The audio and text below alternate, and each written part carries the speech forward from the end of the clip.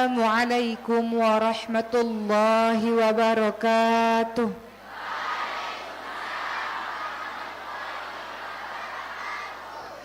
Alhamdulillahi rabbil alamin. Wabihi nasta'in ala umurid dunya waddin. Wassalatu wassalamu ala ashrafil anbiya'i wal mursalin wa ala alihi wa sahbihi ajma'in, amma ba'd. Rabbi shrah li sadri wa yassir li amri wahlul 'uqdatam min lisani yafqahu qawli. Amin amin ya rabbal alamin. Bapak dan Ibu yang dirahmati oleh Allah Subhanahu wa taala, sebelum saya mulai izinkan saya bercerita terlebih dahulu. Setiap kali saya safari dakwah Abi, Umi, ibu-ibu semuanya mohon izin.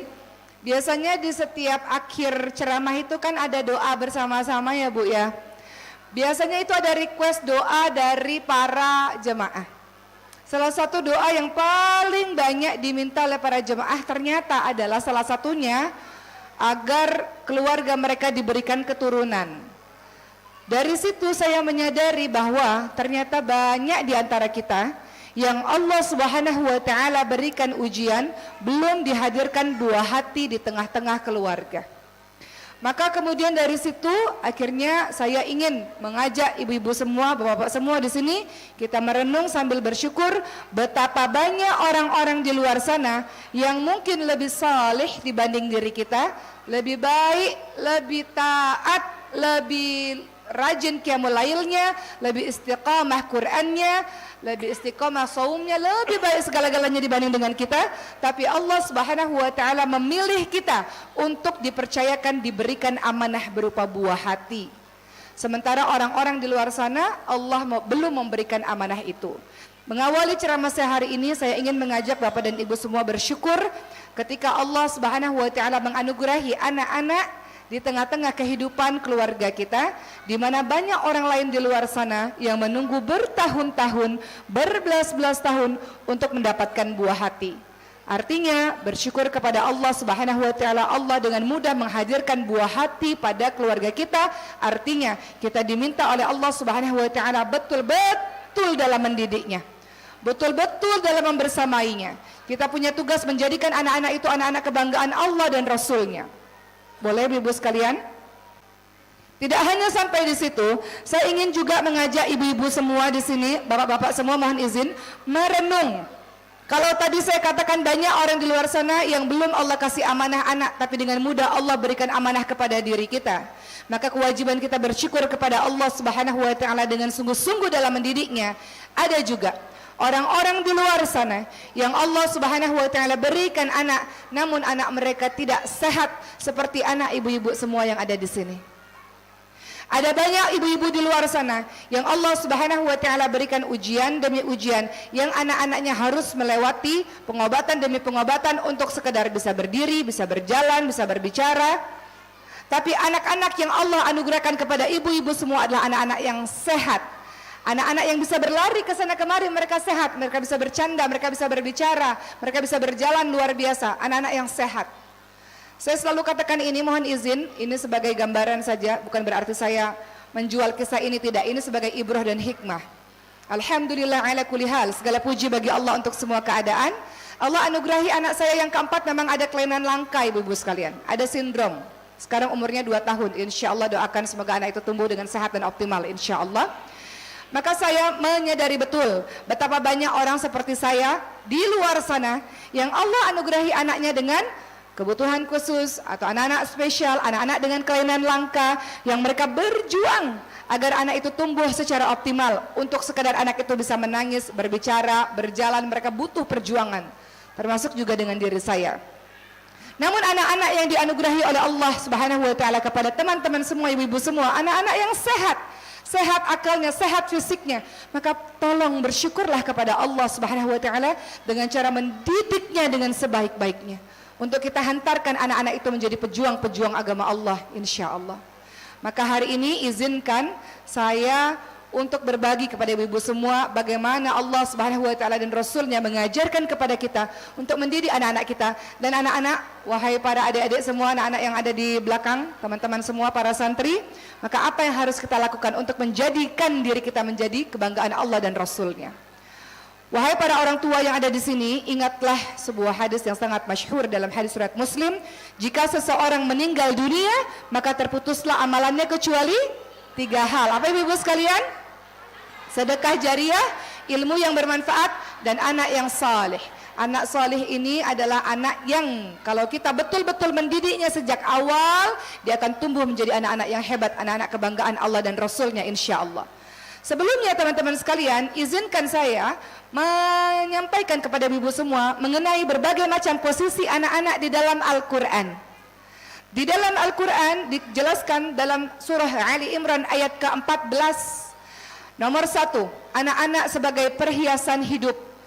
Dalilnya dalam surah Ali Imran ayat ke-14, Allah Subhanahu wa taala berfirman, A'udzu billahi minasyaitonir rajim. Zuyyina lin-nasi hubbus syahawati minan nisa'i wal banin wal qanatiril muqantarah, dan seterusnya. Dijadikan indah pada pandangan manusia kecintaan apa-apa yang diingini, wanita-wanita, anak-anak, harta-harta yang banyak, dan seterusnya. Posisi anak dalam Al-Quran, nomor 1, dia bisa sebagai perhiasan hidup. Hiasan hidup, yang namanya perhiasan membuat kita bangga, membuat kita senang. Ibu-ibu kalau pulang ke rumah ngelihat anak-anak bahagia, kita senang, kita bangga. Anak-anak kita berprestasi, kita senang, kita bangga. Dia posisinya sebagai perhiasan kehidupan buat kita yang menyenangkan hati kita. Kedua, di dalam Al-Quran ternyata posisi anak juga bisa sebagai cobaan hidup. Dalilnya dalam surah At-Taghabun ayat ke-15, Allah Subhanahu wa taala sudah menginformasikan, A'udzu billahi minasyaitonir rajim, innama amwalukum wa auladukum fitnah wallahu 'indahu ajrun 'adzim. Sesungguhnya hartamu dan anak-anakmu hanyalah cobaan bagimu, dan di sisi Allah lah pahala yang besar. Apakah ibu-ibu, bapak-bapak semua pernah mendengar bagaimana seorang anak menjadi ujian bagi keluarga, bagi orang tuanya? Mungkin Allah berikan ujian, yang lain-lain baik, semua sempurna, tapi ternyata ujian ada pada anaknya. Contoh, anaknya mungkin diberikan ujian oleh Allah, terlibat kenakalan remaja misalnya, sudah dididik baik-baik, tiba-tiba ada satu yang melenceng, satu anak yang melenceng, Allah kasih ujian lewat anaknya, ada. Atau kita sering dengar juga di sosial media, misalnya di televisi, bagaimana anak yang pada akhirnya menuntut ibunya masalah harta warisan dan sebagainya misalnya. Terjadi tidak hanya sekedar menjadi cobaan anak ini, tapi juga jadi musuh. Makanya posisi anak tidak hanya sebagai perhiasan hidup, dia bisa sebagai cobaan dalam kehidupan kita, dia juga bisa sebagai musuh. Di dalam surah At-Taghabun ayat ke-14, Allah Subhanahu wa taala ingatkan, A'udzu billahi minasyaitonir rajim, ya ayyuhalladzina amanu inna min azwajikum wa auladikum aduwwan lakum fahdharuhum wa in ta'fu wa tasfahu wa taghfiru fa innallaha ghafurur rahim. Dalam surah At-Taghabun ayat ke-14, Allah ingatkan juga untuk kita semua, wahai orang-orang beriman, sesungguhnya di antara istri-istrimu, anak-anakmu, ada yang menjadi musuh bagimu. Maka berhati-hatilah kamu terhadap mereka, dan jika kamu memaafkan mereka, tidak memarahi mereka, mengampuni mereka, maka sesungguhnya Allah Maha Pengampun lagi Maha Penyayang. Namun yang sangat kita inginkan, anak-anak kita menjadi qurrata a'yun, penyejuk mata, penyejuk hati untuk diri kita, teman-teman sekalian. Dalam surah Al-Furqan ayat ke-74, ini doanya ibadur rahman, doanya orang-orang yang salih. Salah satunya senantiasa mendoakan anak-anaknya, mendoakan keturunannya, mendoakan pasangannya. Doanya apa ibu-ibu sekalian? Rabbana hablana waj'alna lil muttaqina imama. Ya Allah, kita minta kepada Allah, jadikanlah anak pasanganku, anak-anak, keturunan, semuanya menjadi penyejuk mata dan penyejuk hati untukku, dan jadikanlah aku imam bagi orang-orang yang bertakwa, jadikanlah aku sumber kebaikan, sumber inspirasi untuk orang-orang di luar sana. Kita minta kepada Allah, wahai para ibu dan juga para anak, jadikanlah diri kita menjadi qurrata a'yun, penyejuk mata, penyejuk hati. Untuk ibu-ibu, Kita minta kepada Allah dalam setiap waktu. Ingat, doa yang mustajab tidak hanya sekedar doa orang yang dalam perjalanan, tidak hanya sekedar doa orang yang dizalimi, tidak hanya sekedar doa dari orang yang pemimpin, tapi ada juga doa yang dikabulkan oleh Allah Subhanahu wa taala adalah doa orang tua kepada anaknya. Kalau kita ingin anak-anak kita saleh, anak-anak kita jadi orang-orang hebat, bolehkah wahai para ibu dan ayah di setiap saat, apalagi setelah selesai melakukan amal-amal saleh, kita doakan anak-anak kita satu persatu secara detail. Kita doakan doa Al-Furqan 74, doa banyak sekali dalam Al-Quran. Bagaimana kita mendoakan anak-anak kita, surah As-Saffat ayat 100 misalnya. Doa dari Nabi Ibrahim alaihissalam kepada anaknya Nabi Ismail alaihissalam. Apa doanya ibu sekalian? Rabbi habli minas salihin. Ya Allah anugerahi, ya Allah kasih, ya Allah anak yang saleh. Dan banyak doa dalam Al-Quran. Hendaknya ini diucapkan oleh para ibu dan ayah setiap saat. Mohon izin Bapak dan Ibu, saya punya seorang teman yang hampir, saya pikir anaknya 10 atau lebih ya. Itu semuanya penghafal Al-Quran. Saya tanya ibu, mohon izin, Umi izin, saya mau amalannya apa sih? Karena saya juga pengen anak-anak saya jadi ahlul Quran, ahlullah. Bagaimana caranya? Kata beliau, setiap saya mau tidur, setiap malam satu persatu saya mendoakan anak-anak saya secara detail kepada Allah Subhanahu wa taala untuk menjadikan mereka tidak hanya berilmu, tidak hanya kelak menjadi orang-orang yang berguna, tapi detail untuk menjadi anak-anak yang ahlul Quran, yang lisannya Quran, hatinya Quran, pikirannya Quran, perbuatannya Quran. Jadi beliau mengingatkan kembali kepada saya bagaimana kadang-kadang kita ini ibu dan ayah lupa untuk senantiasa doa anak-anak kita. Senantiasa setiap saat. Ada banyak waktu-waktu mustajab dalam berdoa. Salah satunya selesai melakukan amal saleh, doa untuk anak-anak kita satu persatu, doakan anak-anak itu. Termasuk hati-hati juga wahai Bapak dan Ibu, sebelum kita masuk ke subbab berikutnya, termasuk hati-hati kita semua menginginkan anak-anak kita menjadi anak-anak yang hebat, anak-anak yang saleh. Namun terkadang kita lupa bahwa semua perkataan ini juga adalah doa. Kadang-kadang ketika ibu dan ayah marah, beliau-beliau, kita-kita ini mengatakan kalimat-kalimat yang tidak patut kita keluarkan karena itu menjadi doa. Tidak boleh bagi orang tua mengucapkan atau memanggil anak dengan kalimat anak nakal. Tidak boleh. Apalagi Bu yang sering diucapkan anak. Mohon izin ya, ada orang tua mengatakan ini agak kasar, anak bodoh. Kemarin saya lihat satu video, ada sosial eksperimen di mana di situ dibuat untuk YouTube. Ada seorang dewasa yang bertanya kepada anak-anak kecil secara random. Wahai anak-anak kecil, ketika ibumu marah, apakah kamu masih ingat apa yang dikatakannya kepadamu? Anak-anak kecil itu mengatakan, kamu bodoh katanya. Ibu saya mengatakan, diam kamu. Kamu anak yang kurang ajar, dan semua kalimat-kalimat negatif. Wahai para ibu dan ayah, kita menginginkan anak-anak kita menjadi pejuang-pejuang agama ini. Kita ingin anak-anak kita menjadi orang-orang hebat, menjadi orang-orang baik, lurus. Posisi penting diisi oleh anak-anak kita di negeri ini, tapi dia adalah orang yang ahlul Quran, Masya Allah. Dia orang-orang yang hebat, orang-orang yang taat, orang-orang yang saleh. Tapi diri kita sendirilah, dari lisan kita, ketika kita marah tanpa sadar kita mengucapkan anak kurang ajar, anak bodoh, anak nakal. Kamu anak siapa? Itu anak ibu. Kadang-kadang masih ditanya lagi itu anak siapa? Itu anak ibu. Ini anak siapa? Itu anak ibu sendiri. Masih ditanya itu anak siapa? Kalimat-kalimat itu hati-hati wahai para ibu. Kelak itu akan menjadi doa untuknya. Bukankah ada kisah yang sangat masyhur mengenai seorang imam yang berada di Masjidil Haram, bagaimana ibunya dalam keadaan marah pada masa itu, ibunya memasak masakan yang sangat banyak, lalu tiba-tiba sang anak kecil laki-laki ini menaburkan pasir ke seluruh makanan ibunya.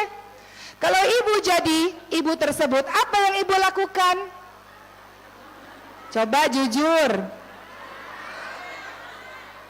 Istighfar, tapi tangannya jalan. Astagfirullahaladzim, nah ya Allah, nah astagfirullahaladzim. Istighfar, tapi istighfarnya naik berapa oktav suaranya. Astagfirullahaladzim, nah. Istighfar, tapi belakangnya ya Allah nakal banget nih anak, ya Allah anak siapa ini? Masih nanya lagi anak siapa? Jujur Bu, kalau ibu masak makanan nih dari subuh masak, menyambut kedatangan tim dari mana gitu, ya. Masak nih capek ya Bu, masak Bu. Tiba-tiba anak-anak dengan entengnya menaburkan pasir ke seluruh makanan sehingga makanan itu tidak bisa dimakan lagi misalnya. Apa yang ibu lakukan? Jujur. Nangis ya? Ada nggak yang mengatakan begini, ya Allah nak, semoga engkau jadi presiden Indonesia nak. Jadi ulama besar nak, yang punya santri ribuan nak, mencetak ribuan santri yang saleh. Ada nggak yang kira-kira marahnya begitu? Boleh nggak kita tukar kalau kita marah sama anak-anak kita ini? Misalnya, kita ngucapinnya gitu. Nah, hafal 30 juz Al-Quran, mungkin nak. Lancar dengan akhlaknya Quran, bisa nggak begitu? Bener ya? Bener loh, ini udah dicatat malaikat nih niatnya nih, tinggal diaplikasikan. Jadi ntar kalau mau marah, tahan dulu. Ya Allah nak, jadi orang hebat nak, gitu ya Bu. Jangan gak jamin dong, harus. Coba kita lihat bagaimana seorang ibu ini mengatakan dalam keadaan marah. Beliau mengatakan, nak, engkau kelak akan menjadi imam di Masjidil Haram dalam keadaan yang sangat marah. Lalu kemudian anak tersebut berpuluh-puluh tahun kemudian, berbelas tahun, puluhan tahun kemudian menjadi imam di Masjidil Haram. Kisah yang saya ceritakan ini adalah kisah dari Imam As-Sudais, yang suaranya ibu sering dengar kalau ibu pergi umrah, haji, atau ada di kaset-kaset, atau ada di YouTube. Itulah imam yang saat itu dimarahi ibunya, namun sang ibu ini memarahinya dengan kalimat doa, ya Rob. Jadi ibu-ibu yang masih sampai hari ini anak nakal, anak bandel, anak kurang ajar, dan sebagainya, minta ampun kepada Allah Subhanahu wa Ta'ala atas lisan yang kita keluarkan, yang mungkin saja anak kita menjadi seperti itu sebab lisan kita yang tidak terjaga dengan baik pada saat kita marah. Rasa-rasanya semua ilmu parenting gak akan ada hasilnya kalau tidak ada kesabaran di dalamnya. Betul ya Bu? Termasuk kesabaran itu adalah menahan lisan, mengucapkan kalimat yang baik. Coba kita tanya pada anak-anak kita, anak-anak, coba andaikan orang tuamu mengatakan engkau bodoh, mohon izin ya Bu, kasar ya Bu. Kalau ada yang mengatakan demikian, pasti anak itu akan merasa, iya ya betul, saya memang bodoh, saya memang gak berguna kok, saya memang gak berarti, saya memang gak pernah punya prestasi. Dia akan seperti itu. Kita sendirilah yang tanpa sadar membuli dia, merendahkan dia. Atau kesalahan orang tua sering sekali, bagaimana kita jadikan anak kita jadi qurrata a'yun, penyejuk mata, penyejuk hati, anak yang bahagia, yang mencintai, yang menjadikan rumah itu menjadi tentram, anak yang saleh. Kalau kita sendiri melakukan kesalahan demi kesalahan, salah satunya selain kalimat-kalimat yang buruk kita ucapkan, membanding-bandingkan antara anak satu dengan anak yang lainnya. Ayo ibu, adakah yang membanding-bandingkan? Kenapa sih kamu nggak seperti kakakmu? Kakakmu itu ranking terus loh. Kamu ini gimana, nilainya jelek terus, mau jadi apa kamu? Misalnya. Boleh nggak ibu khawatir membanding-bandingkan, membuat dia akan rasa benci dan membuat dia akan rasa tidak suka pada saudara kandungnya sendiri. Kalau terjadi kakak adik bermusuhan di masa dewasanya, coba kita introspeksi diri. Mungkin di masa kecilnya kita pernah membanding-bandingkannya sehingga dia ada rasa benci dan kesal kepada saudara kandungnya sendiri. Jadi saya sebagai orang tua banyak minta ampun kepada Allah Subhanahu wa Ta'ala atas ketidaktahuan kita dalam mendidik anak-anak dengan baik, sehingga mengakibatkan anak-anak kita tidak menjadi qurrata a'yun sebab kesalahan kita. Kita minta ampun kepada Allah. Kata Rasulullah sallallahu alaihi wasallam, Allah Subhanahu wa Ta'ala turun ke langit dunia di sepertiga malam terakhir. Siapapun yang minta kepada Allah, Allah kasih. Siapapun yang doa, Allah kabulkan. Siapapun yang minta ampun kepada Allah Subhanahu wa Ta'ala, Allah ampuni dia. Bolehkah ibu-ibu sekalian, bapak-bapak sekalian, kita minta ampun kepada Allah Subhanahu wa Ta'ala karena diri kita yang lalai dalam mendidik anak-anak kita. Semua anak lahir dalam keadaan fitrah, tunduk dia pada Allah Subhanahu wa Ta'ala. Hanya saja kitalah yang menjadikan dia yang lain-lain sebab ketidaktahuan kita. Minta ampun kepada Allah seraya meminta petunjuk kepada Allah agar Allah kuatkan kita menjadi ibu dan ayah yang betul-betul menanganinya dengan baik. Allah percaya kepada kita, padahal kita belum tentu lebih saleh dibanding orang-orang di luar sana. Allah tidak kasih kepada orang lain, Allah kasih anak-anak itu kepada kita. Anak-anak yang sehat, yang insya Allah mudah-mudahan dengan pertolongan dari Allah, dengan cara didik yang benar, kita hantarkan anak-anak itu menjadi kebanggaan Allah dan Rasulnya, insya Allah.